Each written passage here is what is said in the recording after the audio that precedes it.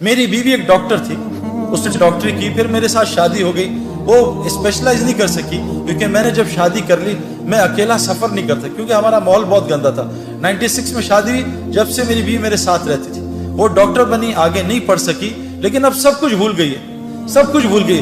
लेकिन अल्लाह के फजल से मैं आपको क्या बताऊं, ना मेरी बीवी को महंगे कपड़े पहनने का शौक है, ना ज्वेलरी का शौक है, नहीं पहनती, ना कोई लच्छेदार चप्पलों का, ना गाड़ी का, किसी चीज का शौक नहीं है। उसको एक शौक है कि मैं जहां भी आप जाते हैं आपके साथ जाना चाहती हूँ, और अगर मुझे किसी मुल्क में ले जाना है तो मुझे सऊदी अरब ले जाओ। अल्लाह ने उसके सारे शौकों को खत्म कर दिया और इतनी खुश है, उसकी इतनी इज्जत है। अभी लाहौर आया हूँ मैं, बहुत अरसे बाद में लाहौर का लाहौर रहा हूँ 20 साल। हर जगह से आ रहे हैं, आप भाई अपनी बीवी को छोड़ जाओ, हमारे घर वाले उससे मिलना चाहते हैं। ये किसी डॉक्टर की इज्जत है? अगर वो डॉक्टर बन जाती किस लिए मिलना चाह रही हो? तो कुछ भी नहीं है, मैं तो रिटायर्ड क्रिकेटर हूँ, मेरा क्या हैसियत रहेगी? मेरी बहनों और भाइयों, हमारी इज्जत, हमारी खुशियां, चैन सुकून वो दीन में है। और याद रखना, हुजूर सल्लल्लाहु अलैहि वसल्लम के जमाने में हर घर में मस्जिद थी। मेरी बीवी ने घर में एक कोना बनाया है, जो मस्जिद है, उस कमरे में ना तस्वीर है ना उस, मेरे घर में वैसे टीवी अल्हम्दुलिल्लाह है नहीं, तस्वीर नहीं, लेकिन मेरी बीवी ने जहाँ वहाँ चीजें, किताबें भी रखी है ना बच्चों की, तस्वीरों पे पेंसिल मारी हुई है, पेंसिल, दवाइयों पे पेंसिल मारी है, वहाँ नोट भी नहीं रखती, पैसे भी नहीं रखती। वो मस्जिद है, ना उसमें तस्वीर है ना खुराफात है। और वहाँ मेरी बीवी वो आमाल करती है जो मैं मस्जिद में जाके सीखता हूँ, वो मेरी बीवी ने जमात में जाके सीखी। वो मेरी बीवी वहाँ अमाल करती है। मैं आपको बता नहीं सकता कि मेरे घर में मेरे गैर हाजमी चोर भी आए हैं। क्या हुआ, मैं क्योंकि सब रिकॉर्ड हो रहा है, मैं बुजुर्ग नहीं बनना चाहता, लेकिन मैं आपको बता नहीं सकता कैसे मेरे घर में ना होने के बावजूद अल्लाह ने मेरी बीवी की हिफाजत की। और मैं अक्सर क्रिकेट की तरह अब बाहर रहता हूँ, हम डिफेंस में रहते हैं, बस सिक्योरिटी का बहुत प्रॉब्लम है। कैसे अल्लाह ताला ने मेरी बीवी की, मेरे बच्चों की हिफाजत की है, आपको बता नहीं सकता। इसके लिए आखिरी गुजारिश कर रहा हूँ कि तबलीग वाले क्या कर रहे हैं कि जैसे सिफात पायलट की हवाई जहाज और हवा में आती हैं, एक आदमी बाल्टी में बैठ जाए या टब में लेट जाए और कहे मैं जी स्विमर बनूंगा, वो कभी स्विमर बन सकता है? उसको स्विमिंग पूल के माहौल में बैठना पड़ेगा। एक आदमी रक्षा खरीद ले कि इंशाल्लाह 2 साल बाद मैं PIA का पायलट बनूंगा, ये पागल है, ये बगैर हवाई जहाज में जाए पायलट नहीं बन सकता। एक आदमी जब तक, ये लड़कियां और लड़के, जब तक वो मस्जिद की मेहनत जो हजरत मोहम्मद सल्लल्लाहु अलैहि वसल्लम ने की, जिससे अंदर उनके अंदर सिफात आई, सिफात है ना, क्या सिफात? एक सहाबी जंग में शहीद हो रहे हैं, उनका चचाजाद पानी लेके आया, ये पानी पियो, पानी पानी आवाज आई, तो पानी पीने लगे, साथ से आवाज आई पानी पानी। चचाजाद भाई ने कहा पहले उसको पिला, मुझे छोड़ दे। वो पानी पिलाने लगे तो आगे से आई पानी की आवाज, उन्होंने कहा मुझे छोड़, उसको पिला। फिर वो वहां से भाई की आवाज आई, तीनों सहाबी शहीद हो गए और पानी एक दूसरे को पिलाने का कर दिया। मेरे प्यारों, हमारे अंदर अंबिया वाली सिफात हैं, लेकिन मैं आपको सच बता रहा हूँ, जब तक हम मस्जिद की उस मेहनत से नहीं गुजरेंगे जो हजरत मोहम्मद सल्लल्लाहु अलैहि वसल्लम लेके आए, हमारे अंदर वो सिफात नहीं आ सकती।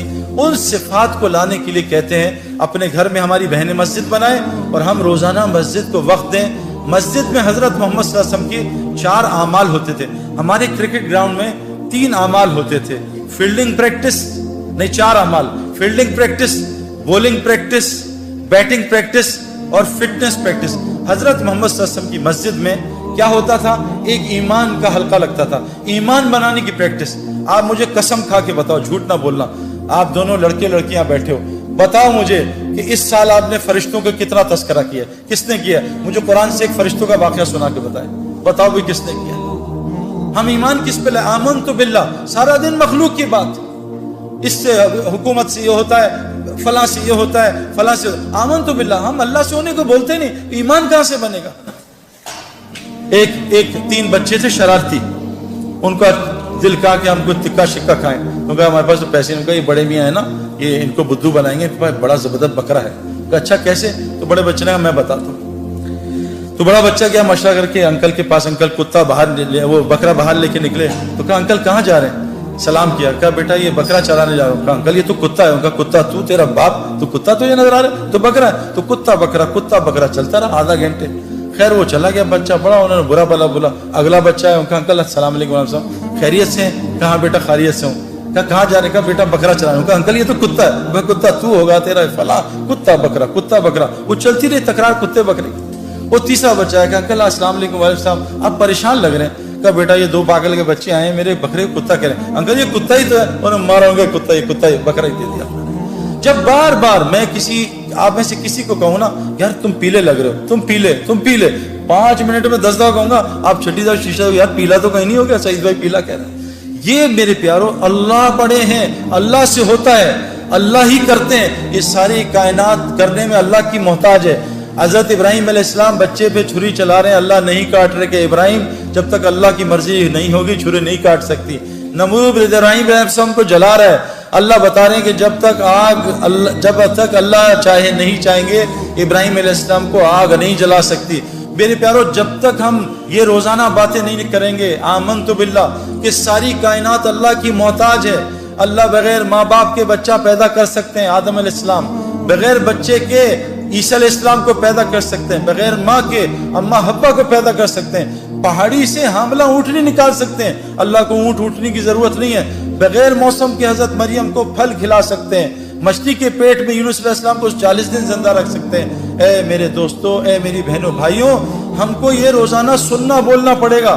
یہ دیکھو جسم جو ہے نا، دیکھو جسم یہ آج اللہ کی اطاعت پہ کیوں نہیں آ رہا؟ حالانکہ اللہ قرآن میں کہہ رہے ہیں یہ اسلام فطری دین ہے، کہ تمہاری جسم اس فطرت پہ بنا ہے۔ آنکھ جیسی لڑکی دیکھے نظر نیچی ہو جائے، یہ فطرت ہے۔ آنکھ کا نابہم لڑکیوں کو دیکھنا فطرت کے خلاف ہے، اسی لیے تو دل بے چین ہوتا ہے۔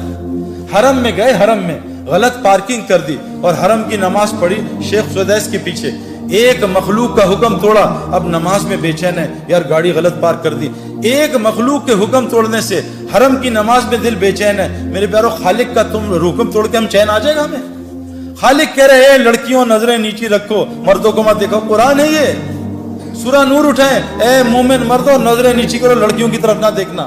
اور یہ میں آپ کو کنفرم بات بتا رہا ہوں، میری بات یہاں سے جائے گی یہاں سے نکل جائے گی، وہ لڑکے لڑکیاں جو نامحرم کو دیکھتے ہیں ان کو ہدایت ساری دنیا کے ولی مل جائیں ہدایت کرنے سے۔ یہ سب سے بڑی بیماری اس وقت معاشرے کی میرے اندر بھی تھی، میں نے ان کو بند کیا 4 مہینے، تو میں آپ کو بتاؤں اللہ نے کیا دکھایا۔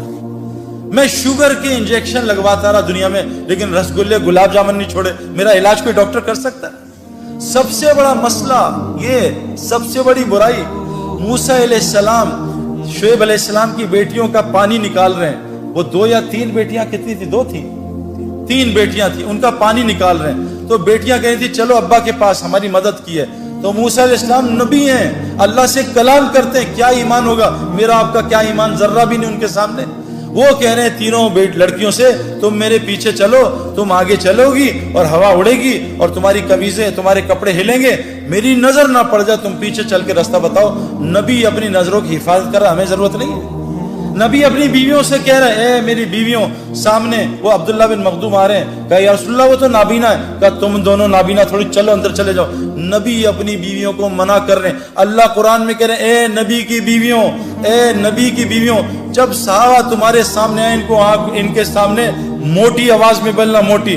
آج ہماری لڑکیاں کیسے بولتی ہیں؟ پتلی آواز میں، ہیلو، ایک ہیلو کر کے آدمی کی کھوپڑی گھما دیتی ہیں۔ میرے پیاروں کیا نظام، شوہر آ گیا تو سخت آواز میں بات ہے۔ میں اکثر اپنے محرم عورتوں کو فون کرتا ہوں نا، جو میری محرم، ان سے کہتا ہوں بھائی نامحرم مرد بول رہا ہوں، ذرا میٹھی آواز میں بات کر لینا۔ آج کیا ہے میرے پیاروں، یہ اتنا بڑا مسئلہ ہے، لیکن میرے پیاروں اس کو کنٹرول کرنے کے لیے ایمانی وولٹیج بہت چاہیے۔ یہ ہے نا، یہ لائٹ اور پنکھا یو پی ایس سے بھی چل جاتا ہے، اے سی کے لیے جنریٹر کی بجلی چاہیے، یہ نظروں کی حفاظت کے لیے ایمان چاہیے، جنریٹر والا، وہ تو اندر آ نہیں رہا، وہ ٹرپ کر جاتا ہے بار بار، ٹرپ ٹرپ ٹرپ، بات سن کے کیوں؟ کہ ایمان کی کمزوری۔ تو تبلیغ میں میرے پیاروں اس ایمان بنانے کی محنت ہے، وہ ایمان بنے گا اس طرح جیسے حضرت محمد صلی اللہ علیہ وسلم نے بنایا صحابہ کا۔ اس کے لیے میری سب سے پہلے آپ سے گزارش کہ حضور کی مسجد میں 4 حلقے لگتے تھے، ایمان کا حلقہ، ایمان کے آمنت باللہ، روزانہ اللہ کو بولا سنا کریں۔ 4 رستوں سے کلمہ دل میں جاتا ہے۔ دیکھو پیٹ گولی، سر میں درد ہے گولی منہ میں ڈالی، پیٹ میں درد ہے گولی منہ میں گئی، گھٹنوں میں درد ہے گولی منہ میں گئی۔ جب ایمان کلمہ لا الہ الا اللہ، دیکھو گولی کی طاقت بندوق میں ظاہر ہوتی ہے، ہاتھ میں نہیں، شیر کی طاقت پنجرے میں نہیں، جنگل میں ظاہر ہوتی ہے، کلمہ لا الہ الا اللہ کی طاقت انسان کے دل میں ظاہر ہوتی ہے۔